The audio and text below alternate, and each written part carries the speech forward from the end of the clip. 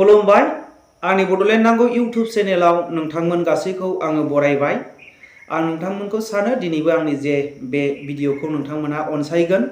आङो दिनै लाबोनो सानदों BTR सुक्तिया जोंनि बर'फोरनि गावस्रा होनायनि मोनसे सुक्तिसो बे बाथ्राखौ लानानै आंल' बुङाखै रायजो राजाफोर नोंथांमोनहाबो दिनै नुबोगासिनो दङ बे मानि थाखाय BTR सुक्तिया गावस्रा होनायनि सुक्ति आरो बेसे गेदेर सुक्ति बेखौ माखासे पेपारनि क्लिपजों आरो माखासे भिडिअ ससे लाबोनायनि गेजेरजों नोंथांमोननि गेजेरावहाय BTR सुक्तिनि माखासे बाथ्राफोरखौ लाबोगोन आरो BTR सुक्तिया मानो थाखाय बर'फोरखौ गावस्रा होनायनि सुक्ति आरो सोरनि थाखाय बे BTR सुक्तिया मुलाम्फा जोंनि बर' रायजो राजाफोरनि थाखाय मुलाम्फा ना सासे सानै लेडारफोरनि थाखाय मुलाम्फा बेखौ लानानै नोंथांमोननि गेजेराव लानानै फैबाय आङो।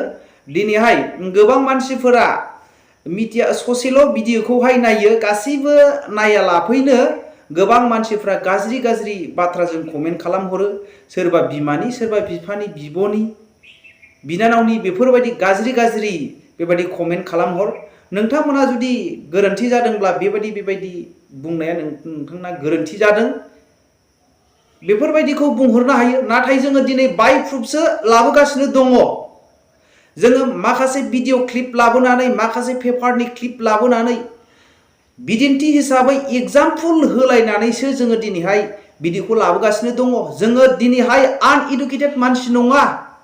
जोङो दिनैहाय पलिटिकेल साइन्सआव मास्टार डिग्री स्पेशलिस्ट मानसि हिसाबै जोंबो दिनै मोनदांथियो। रायजो राजाफोर दिनै जोंनि जुदि बे भिडिअ लाबोनाया जों मटिभेशन जे जोंनि बे स्पिच लाबोनाया गोरोन्थि ना राइट जादों नोंथांमोना कमेन्ट खालामहर। नोंथांमोना कमेन्ट खालामहर जोंनि जुदि गोरोन्थि जादोंब्ला आरो मोजां जादोंब्लाबो नोंथांमोनहा कमेन्ट खालामहर लाबोबाय था होननानै। नोङो दिनै बे भिडिअ लाबोनायनि मेन उद्देश्यआनो थांखियानो जादों जोंनि माखासे गोबां जोङो मिथियो आंनि लोगोफ्राबो दिनैहाय बेबायदिनो सेन्ट्रेल एबसुआव खामानि मावनाय सेन्ट्रेल बिदिनो UPPL आव खामानि मावनाय आरो गोबां BPF आव खामानि मावनाय BJP आव खामानि मावनाय। नाथाय जोङो दिनैहाय राजनितिखौ मोजां मोनैनि थाखाय दिनै गावस्रालायनायनि थाखाय जोङो दिनैहाय राजनितिकआव आगान होआखै। जोंहाबो जथेस्थ अभिगथा दङ। बिनि थाखायनो जोङो दिनै जोंनि बर' समाजाव एसे जोङो दिन्थिनो हागोन खोमा बे थांखि आरो बिथांखिखौ लानानै जोङो इउट्युब चेनेलाव ससियेल मिडियायाव ओंखारनो गोनां जादों। रायजो राजाफोर आरो बेबायदि गाज्रि भाषाजोंहाय कमेन्ट दा खालामहर। आं सानो बिमा बिफाया बेबायदि मानसिफोरखौहाय गियान आखल गियान होनो रोङाखै नामा जायनि थाखाय दिनैहाय गाज्रि कमेन्ट एकेबारे बाहायजाथावै बेबायदि कमेन्ट खालामहरो। दा बाहायगौ मोजां दिनैहाय ससियेल मिडिया बे इउट्युबा दिनै बेबायदि फेसिलिटिखौ होबाय। सोरबाया बेबायदि गाज्रि जे कमेन्ट खालामहरनायखौहाय नटिफिकेशनखौ हाइड खालामनानै दोननो हानाय खोमोरनानै दोननो हानाय बे फेसिलिटिखौ होनायखायसो। नाथाय गुबुना बेबायदिखौ नुयोब्ला दिनै ससियेल मिडिया मा जागोन? ससियेल मिडिया दिनैहाय मोनसे नों आंनि थाखायनो सानसे बन्द जानो गोनां जागोन। जोङो दिनै बे खाबुखौ मोनदों गावजों गाव सोलोंलायनायनि गावजों गाव भुलखौ दिन्थिलायनानै मोजांखौ दिन्थिलायनानै बेबायदिनो जौगानायनि माखासे बे ससियेल मिडिया मोनसे लामा। रायजो राजाफोर जोङो दिनैहाय थाम्बनेलाव नुबाय रायजो राजाफोर जोंनि BTR सुक्तिया गावस्रा होलायनायनि मोनसे सुक्ति। बेखौहाय माखासे भिडिअ क्लिप आरो पेपारनि क्लिपखौ नोंथांमोनहा नायग्रोनानै लादो बेनिफ्राय जोङो सावरायलायगोन रायजो राजाफोर। डीसी साहब ये क्या नाटक है? क्यों गाड़ी रुकवाए हैं? कोई राजा महाराज आ रहा है क्या? बट ऐसा मत करो आगे। कार्बि आंलं डिमा हासाव बेखौ बाद होनानै आसामनि 21 जिल्लाखौ लानानै बर' कसारि वेलफेयार अट'नमास काउन्सिल जाबाय। जानांगौना जानाङा बेलाय? गोबां मुंख्लं जादों एबसुनि आन्दलनाव एनडिएफबिनि सोमावसारनायाव गोबां मुंख्लं जानांबाय सातजाला जानांबाय न' बां सावजानांबाय बिएसि एकर्डआव जेबो मोनाखै बिटिसि एकर्डआव जेबो मोनाखै ओइबारनि बर'फोरनि 3थि एकर्डजोंसो बे 21 खान जिल्लाखौ लानानै बर' कसारि वेलफेयार अट'नमास काउन्सिल जाबाय बेखौबो चन्दन ब्रह्मआ खालामामोन। नोंथांमोनहा नुबाय आरो खोनाबाय दिनैहाय जोङो नुनो मोनबाय रायजो राजाफोर दिनै बिथांमोना बेसेबा गिदिर गिदिर पावार दंमोन आरो सासे बिटिसिनि चिफ जानानै आरो सासे बिटिसिनि डिपुटि चिफ जानानै गबिन्द बसुमतारी आरो प्रमद बर'मोनहा माबायदि बाहायनांगौमोन दिनै जोंनि बर' हारिनि थाखाय बे बिटिआर सुक्तिया सान्ति सुक्ति मोनब्ला बिथांमोना नैबे पइन्टखौ लाबोनो गोनां गैयामोन। दिनै जोङो बर' हारिया दिनै मोनसे नांफिननो हानायनि फुल फ्लेजेड जे बड'लेण्ड मोननायनि बे मोनथायखौ दिनैहाय फुल फाइनाल कमप्रिहेन्सिभ बिथांमोनहा होबोबाय आरो हाइनान्स आरो नन हाइनान्स बे मोननै सुक्तिखौ बिथांमोनहा लाबोबाय।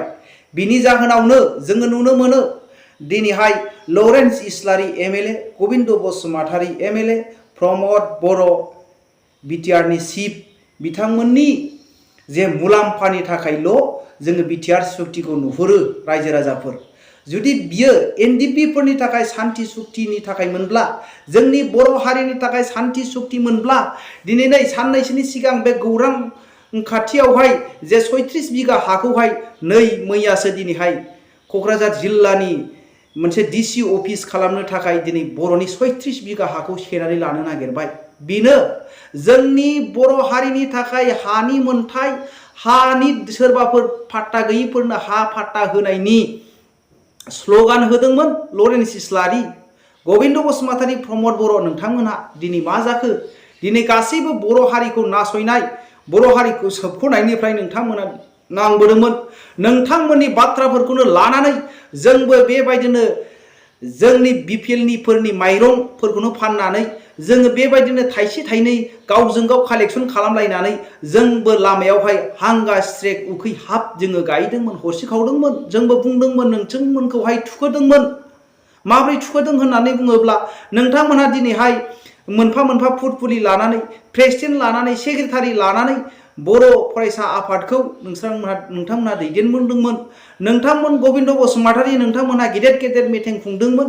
बेयाव जोङो रायजो राजाफोरखौ लानानै माखासे जोंनि स्पिननिफ्रायनो बाहायनानै नोंथांमोननि जे मिटिं दावथिङावहाय जोङो दिनैहाय नोंथांमोनखौ जगदान खालामबोदोंमोन जोंनि बर' हारिनि सान्ति सुक्तिनि थाखाय। जोंबो बै समावहाय नांबोनाय पुलिस आर्मिफोरजों नोंथांमोननि थाखाय जोंबो खारनांनाय हाग्रायाव थाखोमानांनाय सानसे साननै मोनब्लाबो जोंबो खस्थ' मोनबोनाय। लरेन्स इस्लारि गबिन्द बसुमतारी प्रमद बर' दिनै जुदि बिटिआर सुक्तिया सान्ति सुक्तिनि मोनब्ला दिनै बिटिआर सुक्ति जाखांनायनि उनावहाय दिनै बर'नि माखासे मानसिफ्रा दिनै मानो एफेक्सन खालामजाखो दुखु दाहा दिनै दैबानानि सायावहाय न' बां गैजाया प्लास्टिक खोंनानै थानांनाय आरो माखासे दुखु दाहाजोंनो पेरालाइसिस जानाय गुवाहाटि जे बाथौ फर्ट बे जायगायावहाय नोंथांमोनहा ससियेल मिडियानि गेजेरजों नुबाय जानांगौ। आरो मैया दाख्लिसो नोंथांमोनहा बे गौरां पार्कनि 36 बिघा हाखौ मा खालामनो नागिरखो बर'नि हाखौ नोंथांमोनहा हा फाट्टा होनायनि थाखाय स्ल'गान होनाय बाथ्राफ्रा माबायदि जाखो दिनैहाय सान्ति सुक्तिनि मोनब्ला एनडिएफबिफोरनि थाखाय बे सान्ति सुक्ति मोनब्ला दिनै एम बाथामोन बायदि हा थांनानै दिनैहाय आन्डारग्राउन्ड जानो गोनां गैयामोन आरो दिनैहाय 6 फायार जाफैनो गोनां गैयामोन जुदि सान्ति सुक्ति मोनब्ला। दिनै नोंथांमोननि गादिनि थाखायल' जोङो नुनो मोनदों। रायजो राजाफोर नंगौ नङा कमेन्टआव बुंहर। दिनै लरेन्स इस्लारिमोननि गबिन्द बसुमतारीनि बिश्वजित दैमारिमोननि आरो बेबायदिनो इउजि ब्रह्ममोननि गबिन्द बसुमतारीमोननि बेखौल' बेनिफिट नुहुरो जायनि थाखाय पिआइएल होनायावहाय डक्टर दिनानाथ बसुमतारी बिथांमोनहा सागान होदोंमोन माखासे बर'नि बे पावारफ्रा साख्रि होनो हानाय 4 ग्रेड 3 ग्रेड साख्रि होनो हानाय बेबायदि पावारा थांफिननायनि थाखायसो बिथांमोनहा दिनै बे पिआइएलखौ होदोंमोन। आरो दिनै बिथाङा पेपाराव होनायखौ आं नोंथांमोननो श' खालामबाय। बिथाङा बुंदों बर'नि बे सान्ति सुक्तिया बे BTR सुक्तिया बर'नि गावस्रालायनाय मोनसे सान्ति सुक्तिसो होननानै दिनै जुदि BTR सुक्तिया सान्ति सुक्ति मोनब्ला हाग्रामा महिलारिजोंहाय माखासे NDFBफ्रा थानो गोनां गैयामोन। दिनै बिथांमोनहा गोबां गेजेरावहाय दिनै हाग्रामाजोंबो गैया, दिनै प्रमद बर' UPPL जोंबो गैया, बेबायदि जानानै दङ। दिनै मानो दासिमबो बिथांमोनहा बिसिबा बुरजा केसा जोब्बाय, 300थानिबो बारा केसा दिनैहाय जोब्बाय होननानै बिथाङा बुंदों। साबसे मानसिनि केसा जोबखो? आरो गबिन्द बसुमतारियाथ' बुङो केसखौहाय गाबागाव सालायनानै लानांगौ होननानै। दे गाबागाव सालायनानै लाबाय। बे सोरनि थाखाय सान्ति सुक्तिमोन? NDFBनि सान्ति सुक्ति जादोंमोन नामा बियो? Gobinda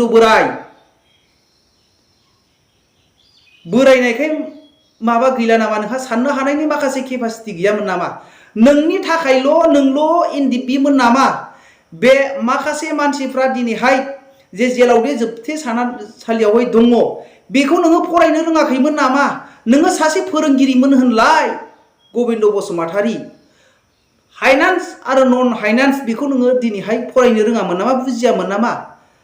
final and full comprehensive बेखौहाय नोङो मोनथियामोन नामा? प्रमद बर', नोङो बर' फरायसा आफादनि सासे स्टुडेन्ट इउनियननि नोङो सासे आफादगिरिमोन।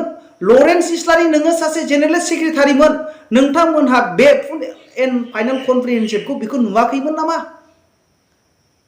दिनै बे जोंहा बर' रायजो राजाफ्रा बेवहाय सान्ति गैया। लरेन्स इस्लारि, गबिन्द बसुमतारी, प्रमद बर', इउजि ब्रह्म, बिश्वजित दैमारि, नोंथाङाथ' बिराद सालाक बिश्वजित दैमारि। दिनैहाय नोंथाङा गावनावहाय दाग नुवामोन, माने BPFनिफ्राय डाइरेक्ट नोङो BJPआवहाय बारहैबाय। बाह नोंथांमोनखौहाय जोङो सोमोनाङो। रायजो राजाफोर स्टाडि खालामहर। जुदि बे जोंनि BTR सुक्तिया सान्ति सुक्ति मोनब्ला NDFBफ्रा मोनथाम मोनब्रै ग्रुप जानांगौ प्रयोजन गैयामोन। दिनै जुदि सान्ति सुक्तिनि थाखाय जादोंमोनब्ला दिनै जोंनि बर'नि हाया माखासे सरकारफ्रा सिखौनो दिनै नोजोर नांनाय नङामोन। बेबायदि बाथ्राखौहाय दिनै हाराहास्ति खालामनायनि थाखाय, पाब्लिकफोरखौहाय ट्रेफिक जाम खालामनायनि थाखाय हेमन्त बिश्व शर्माया सासे डिसिखौनो दाद्रि होनो हादोंब्ला, गोरा बाथ्राजों बुंनो हादोंब्ला, गबिन्द बसुमतारी, प्रमद बर'मोनहा दिनै गावसिनि पावारखौ बाहायनो हानांगौ। बिथांमोनहा जेबायदि बुंदों सासे डिसिखौ गोसो जाब्लानो जोङो ट्रेन्सफार खालामनो हागोन, सोरखौबा जोङो बेबायदिनो सासपेन्ड खालामनो हागोन, बेबायदि बाथ्राफोरजों बिथांमोनहा बेसेबा गिदिर गिदिर बाथ्रा बुंदोंमोन। दिनै BTR सुक्तिया बेसेबा गिदिर सुक्ति होननानै बिथांमोनहा बुंदों। दिनैहाय जुदि NDFBनि थाखाय सान्ति सुक्ति मोनब्ला दिनै NDFBफ्रा बेबायदि गावस्रालायनानै मोनथाम मोनब्रै हालाय हाफाय जानो गोनां गैयामोन। बेखौ दिनै खौसे खालामनांगौ। खालि बिथांमोनहा सोंखारिलायोल', गावसोरनो फैनो गोसो गैया, माबा गोसो गैया होननानै। बिथांमोनहा स्टिक इस्यु खालामलायनानै बेबायदिनो मोजां सावरायलायनायनि गेजेरजों सरकारजोंनो फैदो, बेबायदि खालामदो, नोंथांमोननो बेबायदि साननैसोनि गेजेरावनो खालामलायसिगोन, फैगोन दिनै खौसे जागोन, रायलायलायगोन। मा अभिजग बर' हारिनि थाखाय माबायदि खौसे जालांनांगौ, बेफोर थाखाय जुदि खौसे जालाङोब्ला रायजो राजाफ्राबो बेयाव रंजानाय। प्रमद बर', नोंथांमोनहा दिनै गाव गावनि गाद्दिखौ गिनानै, गाव गावनि न'खरखौल' मोजां खालामनो साननानै, गाव गावनि सम्पतिफोरखौल' साननानै दिनै नोंथांमोना सिन्था खालामगासिनो दङ। नोंथाङाथ' दिनै मोजां न'खर खांलांसिगोन। प्रमद बर', गबिन्द बसुमतारी, लरेन्स इस्लारि, नोंस्राथ' दिनै MLA, MCLA, EM GMनि नोंथांमोनहा दिनैहाय बेथन मोनो, मोजां जालांसिगोन नोंथांमोना। दिनैहाय माखासे बर' रायजो राजानि थाखाय, जोंनि बड'लेण्डनि थाखाय नांनाय मुंख्लं जानाय न'खरा माबायदि संसार जादों, दिनै नोंथांमोनहा अनसुंथाइखौनो होजोबनो हायाखै। नोंथांमोनहा गेदेरल' भाषण होयो। दिनै नोंथांमोना आथिं सुनानै नोंथांमोनखौ फुजा खालामजानो नोंथांमोना लुबैयो। दिनै प्रमद बर' नोङो सोरखौ लानानै दिनै सासे जोंनि BTR नि चिफ गोविंद बसुमतारी नोङो दिनै डिपुटि चिफ आरो सासे MLA सोरखौ लानानै बर' रायजो राजाफ्रा नोंथांमोनखौ फोथायनायजों लोगोसे दिनैहाय नोंथांमोनखौ गोजौआव लाबोदों। इउजि ब्रह्म सोरखौ लानानै नोंथांमोना सासे मन्त्रि, लरेन्स इस्लारि नोंथांमोना सोरखौ लानानै दिनै सासे MLA रायजो राजाफ्रा दिनै नोंथांमोननि सायावहाय फोथायनायनि गेजेरजोंहाय दङमोन। दिनै नोंथांमोननि फिला गुसेब जाबोगासिनो दङ। मानि थाखाय नोंथांमोनहा दिनै BTR सुक्तिजोंहाय NDFB फोरखौ खौसे जानांगौमोन आरो दिनै बर'नि हानि मोनथायफोरखौ नोंथांमोनहा दिनै मावनानै होनांगौमोन। नाथाय दिनै जोङो सानसे साननै बर'नि हाखौ सिख' जालांनायखौसो नुगासिनो दङ। बे बाथ्राखौ आङो बुङाखै रायजो राजाफोर, बाय प्रुफ नै मैया दाख्लैसो रायजो राजाफोर गौरांनि जे हाखौ दिनै सेख'नानै लानो थाखाय सार्भे खालामगासिनो दङ। दिनै बे गौरां ओनसोलनि मानसिफ्रा 36 बिघा हाखौ दिनैहाय सेभ खालामनो थाखाय जों होनो हानाय नङा, जिउ होनानैब्लाबो होननानै बिथांमोनहा बेबायदि। दिनै जोङो BTR सुक्ति जाखांनायनि उनावहाय जिउ होबावनांगौ नामा? सोरबा पुलिसजों जोङो BTR सुक्ति सान्थि जाखांनायनि उनावहाय बर' हारिया दिनै सोरजोंबा लावथि चार्ज होजाबावनांगौ नामा? बेबायदिनो जोङो न' सावग्लुं जाबावनांगौ नामा? JCB लागाय जाबावनांगौ नामा? बुलडुजार लागाय जाबावनांगौ नामा? बेनो नामा जोंनि BTR बड'लेण्डआ सान्थि सुक्तिया? प्रमद बर', गोविंद बसुमतारी, लरेन्स इस्लारि, इउजि ब्रह्म, बिश्वजित दैमारि नोंथांमोनहा गाद्दियाव थानानै एखेबारे मोजां मोनगासिनो दङ। दिनै नोंथांमोनहा मा मावखो बर' हारिनि थाखाय? नोंथांमोनहा दिनैहाय बेबायदि गावस्रानाय खामानिखौ दामाव, गाव गावनि गाद्दिखौ लानानै नोंथांमोनहा बेखौहाय मावनांगौ। दिनैहाय खौसेथि खालामनांगौ। बर'नि गांनाय उखैनाय मेगननि मोदैखौ हुगारनांगौआ नोंथांमोननि रेसपन्सिबिलिटि। बर'फोरनि थाखाय हानि डाक नाम्बार होनो थाखाय नोंथांमोना बुंदों। बर'नि थाखाय माखासे गांनाय उखैनायफोरखौ नोंथांमोनहा दिनै सुफुंनो थाखाय नोंथांमोननो बे रेसपन्सिबिलिटि बिबानखौ होबाय। नोंथांमोनहा दिनै मावफुंनांगौ।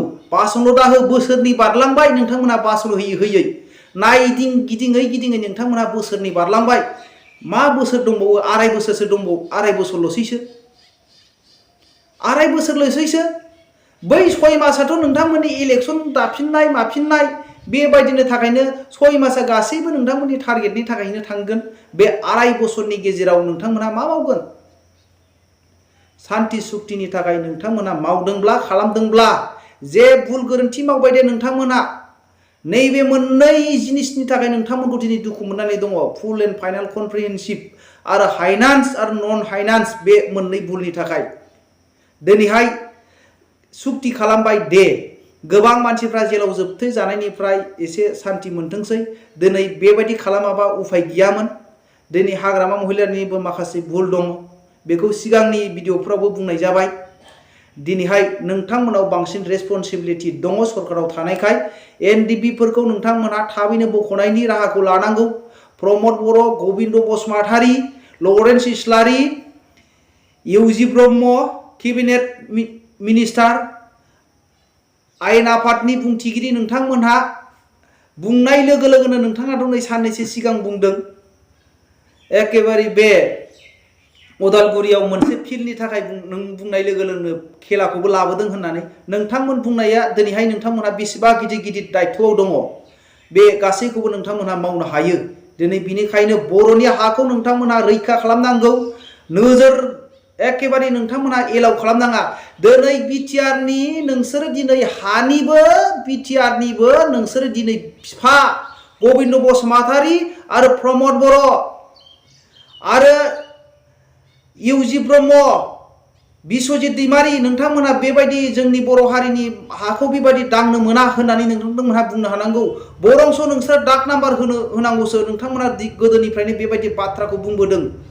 बे आंनि बाथ्रा नङा, नोंथांमोननिसो बाथ्रा। नोंथांमोनहा बेखौ मावनांगौ। दिनै बासनल' दाहो नोंथांमोनहा। दिनै बेबायदिनो गावस्रालायनाय खामानिफोरखौ दामाव। जोङो नुहुरो जायनि फलाव जोङो दिनै बुंनो गोनां जादों BTR सुक्तिया गावस्रालायनायसो सुक्ति होननानै। दिनैनि भिडिअखौ आं एसेयावनो दोनबाय। गोजोन्थों। जै बर' हारिनि जै।